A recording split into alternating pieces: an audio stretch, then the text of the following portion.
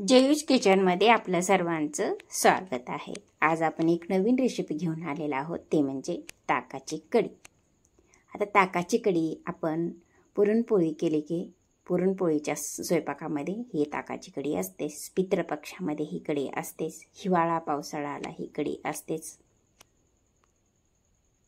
अशा पद्धतीने ही आपली कढी झालेली आहे। पहा, आपण कढीमध्ये बेसन पीठ टाकतो त्यामुळे आपल्याला थोडी जड जाते। त्याच्यामध्ये आपण हे मेथीचे बी टाकतो त्यामुळे आपली पचनाला सोपी जाते।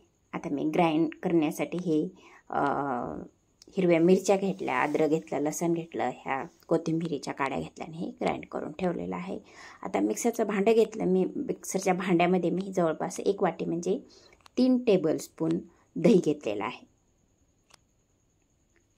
अशा पद्धतीने हे दही घेतलेलं आहे। आणि आता दह्यामध्ये मी जवळपास 3 टीस्पून मी बेसन पीठ टाकून घेतलं आणि आपण जे काय ते पेस्ट करून ठेवली होती अद्रक लसण मिरचीची, ती पेस्ट घालून घेतलेली आहे। याच्यामध्ये हे ग्राइंड करून घ्यायचं। चला आता आपण गॅसवर कढई ठेवू। कढईमध्ये मी तेल टाकलेलं आहे। आता तेल पण आता बऱ्यापैकी गरम झालेलं आहे। मध्ये मी हे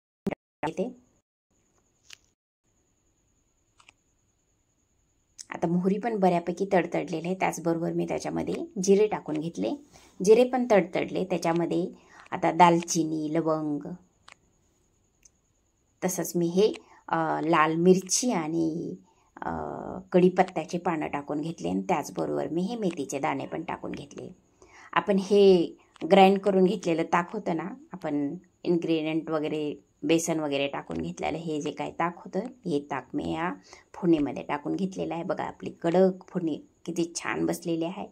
त्याच्यामध्ये मी हे पाव चमचा हिंग टाकून घेतलं। बघा आपला कलर तर किती छान आलेला आहे, किती छान दिसत आहे आपली कढी। आता तुम्हाला कन्सिस्टन्सी कशी पाहिजे, घट्ट पाहिजे, पातळ पाहिजे, मध्यम पाहिजे, हे तुम्ही तुमच्या सोयीनं पाणी कमी जास्त वाढवून तुम्ही हे करून घेऊ शकता। आता मी त्याच्यामध्ये मीठ टाकून घेतलेलं आहे।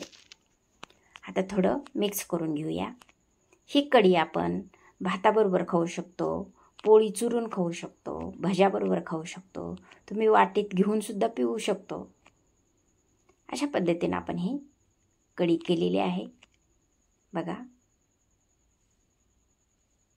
हिवाळ्या पावसाळ्याच्या दिवसामध्ये तर फार छान असतं कढी पिल्यालं। आता त्याच्यामध्ये मी 1 चमचा जवळपास साखर टाकून घेतलेली आहे। आता थोडं मिक्स करून घेऊया। बघा कलर, त्याचं टेक्स्चर किती छान आलेलं आहे। आता ही आपण कढी उकळत आली की त्याच्यामध्ये थोडंसं हळद टाकून घ्यायची। हळद टाकल्यानंतर आता आपल्याला हलवून घ्यायचं। तुम्ही दोन्ही प्रकारच्या कढी करू शकता, पिवळी कढी करू शकता, पांढरी कढी सुद्धा ठेवू शकता।